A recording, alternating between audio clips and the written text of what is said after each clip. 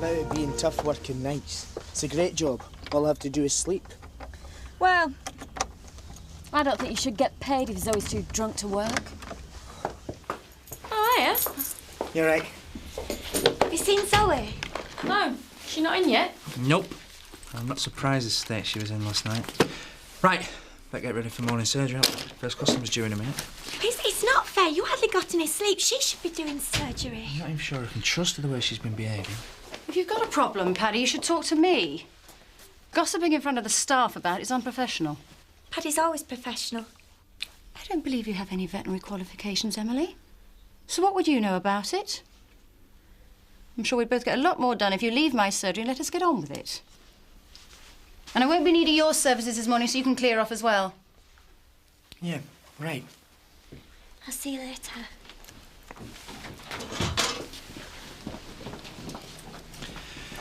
We need to talk.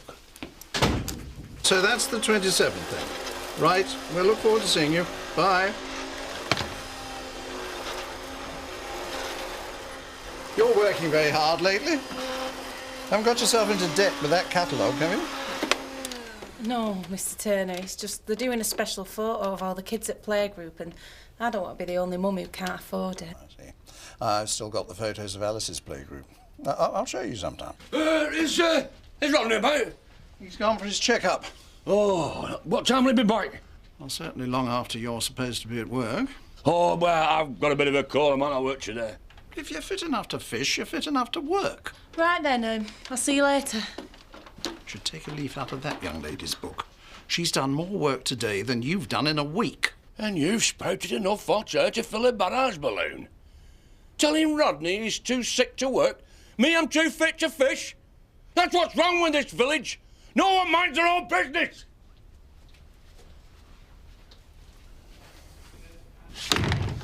Ray Mullen didn't waste much time getting another driver. He's obviously making a lot of money out of these runs. Yeah, and we're well out of it. Home farm. No, I'm sorry she didn't live here anymore, but I can give you another number. Oh. OK, cheers, I'll tell her. You ever heard of anyone called Emma Nightingale? Huh? Not for years. Used to be the love of Zoe's life, long before you turned up. Yeah, well, apparently Zoe's been trying to get in contact with her. Maybe she wants to start over. Well, if she does, she's going to be very disappointed because she's just told me to tell her never to call again. Nothing's going right for Zoe lately. Oh, that's her problem. I've got a business to run. I need to go and tell the troops that it's a big mistake to go moonlighting on my time. Managed to run this surgery for years without you. I've been a bit under the weather lately. I would have thought you could have managed the odd extra shift without bleating to everyone about it. It's more than the odd shift, Zoe, and this business has expanded since those days. There's no way anyone could run this place on their own now. Paddy, Peg's a bit peaky this morning. Thought you could pop over and take a look. Not an official visit, like, just, well, family favour. Bit busy now, Zach. And we don't do freebies. No, I'd get him a pint. Some other time, Zach. I don't know what's got into everyone this morning. At least my family aren't always on the scrounge. Look, don't you... Zoe, I don't want to get into a petty row about this. I just want to be able to talk things through sensibly before they get any worse. Perhaps you could discuss this when surgery's over. I've got Mrs. Thompson for you with Jasper. Go on through. Thank you. Hello.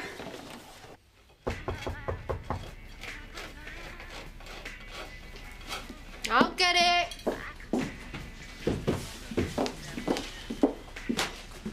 So, I hear Max stayed at the Woolly last night then, huh? Does that mean him and Diana are an item? Hope so. Maybe he'll persuade us to put a big screen up in the bar. Then we won't have to go to town to watch the football. Listen, have you had a chance to talk to Charity yet? Oh, I haven't had time. Got to go to work now, late as it is. Actually, all the money you've been flashing lately, you should be able to afford to get a satellite in here. Well, yeah, I can afford it, but I'm always at work, and I can't be bothered. I'd really like it. You get loads of good movies. Looks like you've been outvoted, mate. Yeah, well, you don't get a vote. You're just a lodger. But you'll do it for me. That's settled, then. Good of you to let me stay. My pleasure. Nothing I like better than a lie-in and someone to cook me breakfast. Could make it more regular if you like. I reckon I've overstayed my welcome with me mates. looking to move on? Diane, there's a delivery. Guess you're busy. I'll deal with it. Oh, thanks, Louise. I'm not even showered yet. Oh, this must be every bloke's dream, you know. Waking up with a lovely woman, pub waiting downstairs. Don't get too used to it. How do you mean? I like to move at the pace I choose. What are you saying, you don't want me here again? Well, the odd night's fine, but I don't want you to think you're a permanent fixture. Talk to Alan Turner. He's probably got a room at the B&B.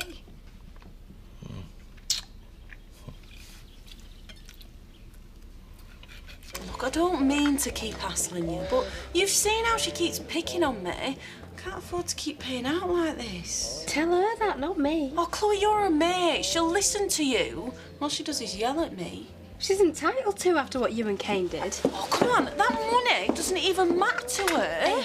Charity knows what it's like to be skint. Yeah, well, maybe she needs reminding. I know she did plenty of things she weren't too proud of before she married a millionaire. I'll talk to her tonight. Thanks, Chloe.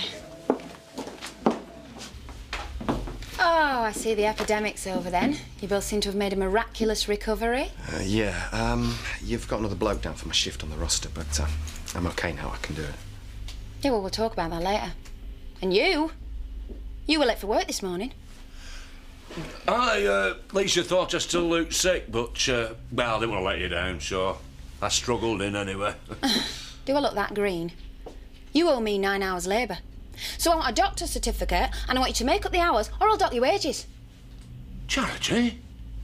It's me, Uncle Zack. The one who took your blackberry when you were a nipper. I don't have time for trips down memory lane. Oh, don't get sucked into all that hard-nosed business stuff. That is a shortcut to an ulcer. And I don't need no homespun philosophy either, because all I want from you is a fair day's work for a fair day's pay. Now get out there and get them bins cleared. All right, keep your hair on. And where do you think you're going? Well, our shift. I haven't finished with you yet. Tell Terry I want him in the office now, because you've got a lot of explaining to do.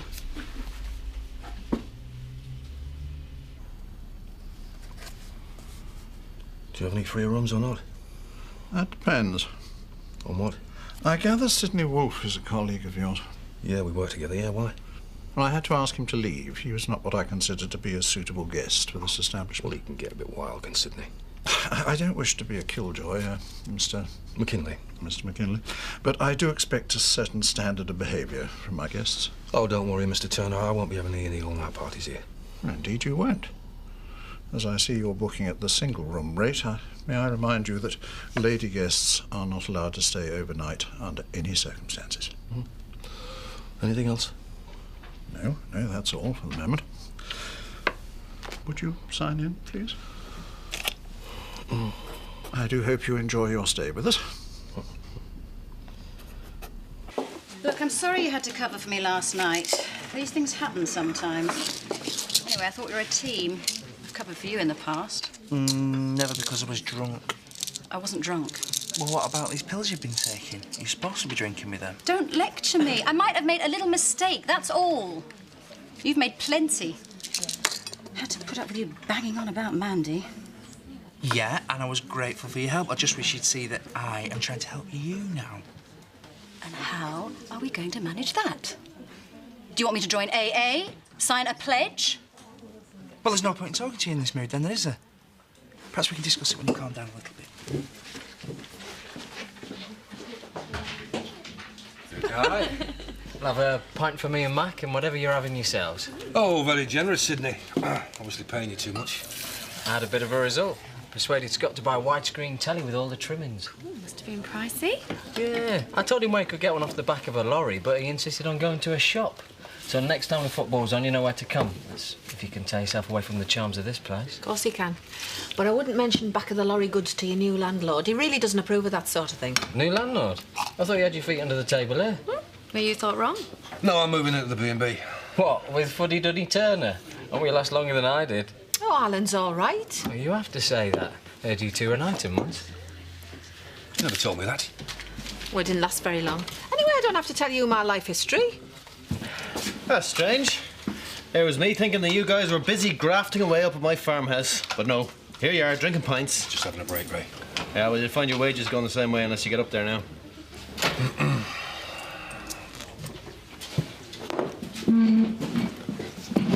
pint of bitter, Diane, please.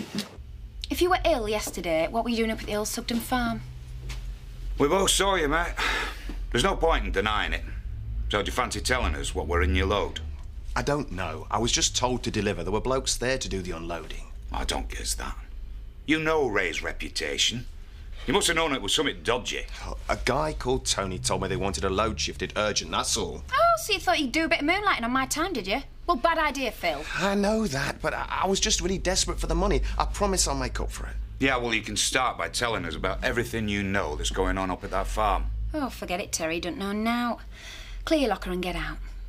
You can't sack me. Yes, I can. Check your contract. Well, you gave Zach another chance. Well, that was different. Oh, because he's family. Well, I've got a family too. Well, that's not my problem, is it? Now you can either walk, or I'll get Terry to throw you off the premises. Either way, you've finished here.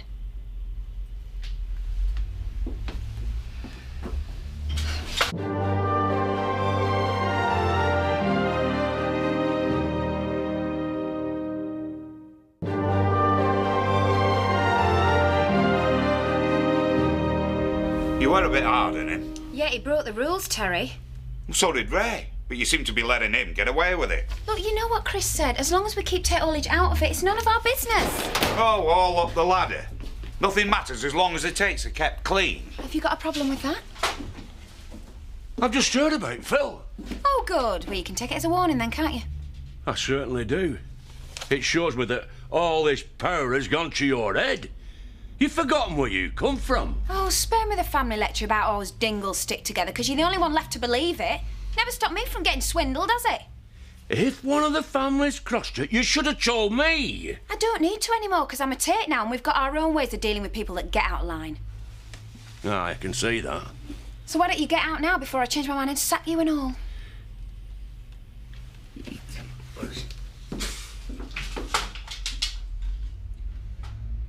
That's £5.60, please. That's okay, my treat. Zoe's just paid me. I don't know I'm going to face your mum. She's not going to blame you. She knows you were only trying to help. Yeah, but all I've done is make things worse. Chloe, Charity's your mate. Maybe you can get her to change her mind. Craig, we can't ask Chloe to do that. Thanks, but I've already promised to see her for someone else. Look at him. He can't keep his hands off her. Maybe eventually you get... All this jealousy is not going to get you anywhere, Terry. Dan's right. You've got to face it. She prefers him to you. There's nothing you can do about it. It's not because I'm jealous. I'm worried about what she's getting herself into. Seems to be enjoying it from where I'm standing. Well, she wouldn't if she knew what he were really like. Underneath all that smooth chat, he's nothing but a cheap crook. You want to be careful throwing those allegations about. You'll get yourself in trouble.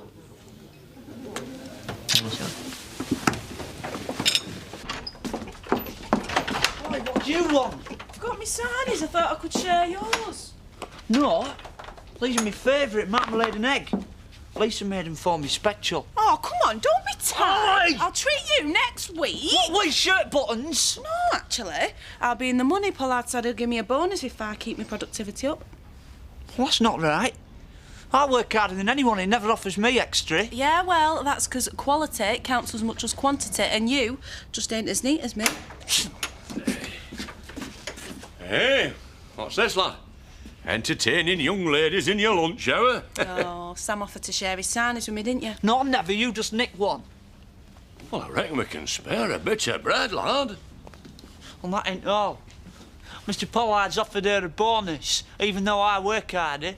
It ain't fair. Then you have learnt a very important lesson in life, lad. Your boss classes, they don't care about what's fair. All they're interested in is what suits them.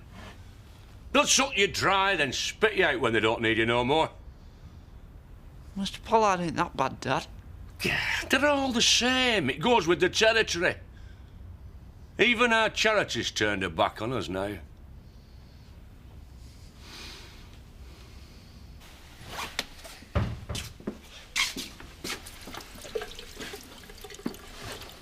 Charity's sacked Phil today. What's it got to do with me?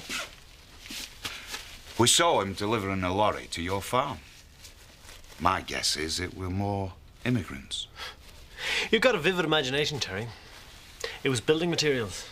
Of course, I didn't realise Phil was moonlighting. No, no, you wouldn't. You're a fine, upstanding citizen, aren't you? Well, my reputation's important to me. And I take action against those who try to blacken it. I don't care what you do. Just keep Louise out of it. Her knight in shining armour. I just don't want to see her get hurt. Well, you know, that's something we've got in common, Terry. So you've got nothing to worry about.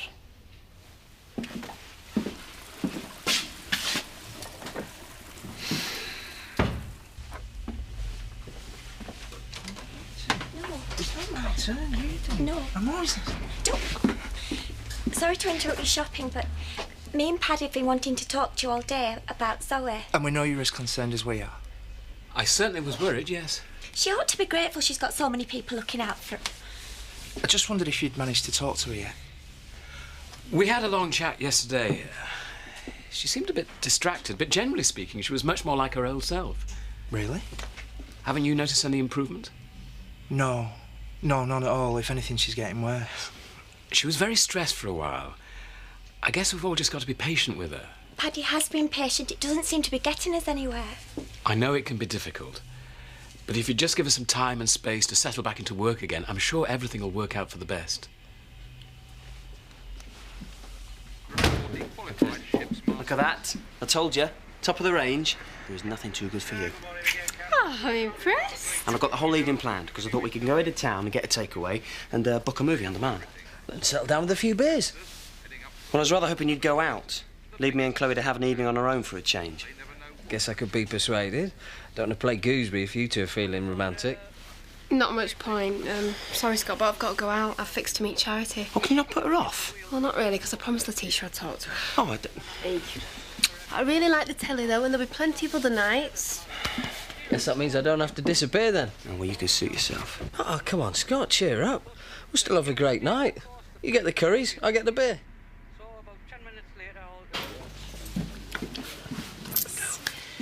How's it going with you and Ray? Great. Having a really good time. And if it doesn't work out, you've always got Terry waiting in reserve. Terry. He's still very keen on you, you know. I know, but I can never think of him like that. I've told him as much. Don't think it's sunk in yet. Yeah, well, I like him, but as a mate, you know, like a big brother, someone who's always there for me. No, when she's with him, he pretends to be all matey, but when she's not, well, he's warning me keep out of it. Yeah, but we're all different bloke to what we are with a girl we fancy, aren't we? I mean, I don't talk to Viv like I do to you, do I? Well, there's more to it than that. I just know he's no good for her. Are you sure that's not just what you want to believe? He's a crook. I've seen the evidence. What evidence? Well, I can't tell you. I mean, it's more than my job's worth. She's on a break now. Yeah, I better go back and knock down at the bar. Yeah, well, I'm going to go through there and try and talk some sense into her. Look, I reckon that'd be a really bad idea. Especially if you're going to come up with all this evidence stuff with nothing to back it up. I've got to sort it out before she gets herself in too deep. Come in. Oh, sorry, you're busy. No, listen, I could do with a break. I've been wading through these EU driving regulations. You know, it's not all that fun being the boss. Starting to regret it. No, but a bit of girly gossip might give me the strength to finish it. That's not quite why I'm here, actually. Letitia asked me to talk to you. Oh, been telling tales, has she? Look, I know what she did was wrong, and I don't blame you for being angry, but... Well, she has got a baby to feed, and she hasn't got much money. Oh, and I'm the wicked rich girl trying to get blood out of a stone, am I? Oh, I didn't mean that. I'm just asking you to remember what it was like when you used to be broke. All right, OK, I'll talk to her. Thanks.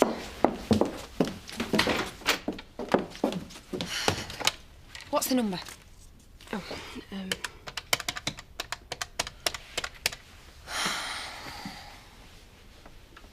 Letitia, Charity. Listen, don't you ever pester my mates again, right? Because this is between me and you, so stop whinging and start paying. There we go. Guess I spoke out of turn. No, you're just being a bit too soft-hearted, that's all. Right, well, I better let you get on with your work. Don't be daft. Hey, I've got some champagne in the fridge, and you're not leaving till we've finished it.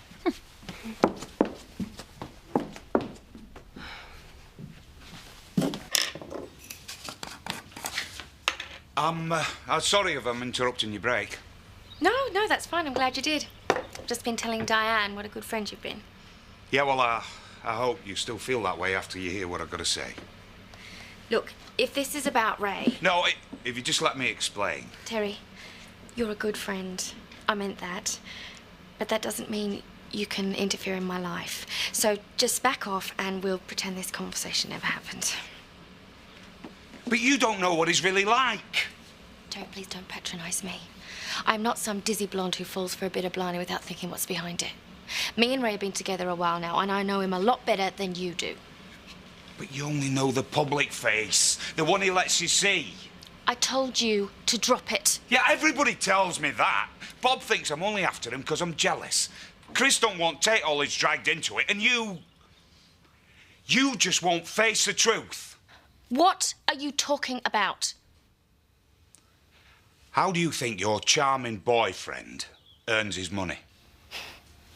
Land, property. He has a lot of interests. Try shipping illegal immigrants into the country. I already know about that. What? He was shipping building materials. It's perfectly legal. Someone used it as a cover. He told you that? That's the truth. And he dealt with it as soon as he found out. He's lying. I mean, he only told you that because he knew that me and Charity were onto him. And Charity will confirm this story, will she? Well, she can't. Chris won't let us talk about it. Doesn't seem to have stopped you. That's because I don't want you caught up in all of this. This is like an obsession with you. I've tried to let you down gently. I wanted us to remain friends, but you won't listen. No, you're the one who won't listen. That's enough! I don't want you to interfere anymore. No, but Louise! Terry, just get out of here now and get out of my life. I don't want to ever hear about this again.